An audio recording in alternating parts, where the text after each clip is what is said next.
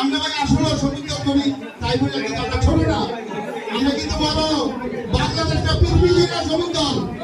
শ্রমিক দল বাঙালি বন্ধ নাই, অন্য কোনো দলের কোনো বন্ধ নাই, তাই আমাদেরকে ছোট করে দেখার কোনো সুযোগ নাই।